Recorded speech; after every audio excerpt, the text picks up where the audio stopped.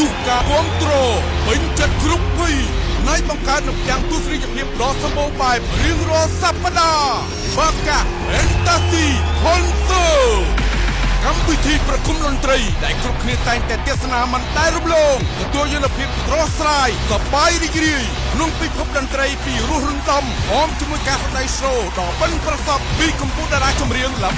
បីៗជុំជាមួយនឹងខ្ញុំផតស្រីខួយជុំជាមួយខ្ញុំបាទគ្រីថៃពៅជុំជាមួយខ្ញុំបាទគីសាវិនខ្ញុំសំលីដាទេសនាដោយមិនជន់ណាយសប្បាយគ្រប់សប្តាហ៍រៀងរាល់ថ្ងៃប្រហោះចាប់ពីម៉ោង6ល្ងាចដល់ម៉ោង8យប់ផ្សាយផ្ទាល់នៅលើទូរទស្សន៍ដ៏ពេញនិយមផងមាស HD TV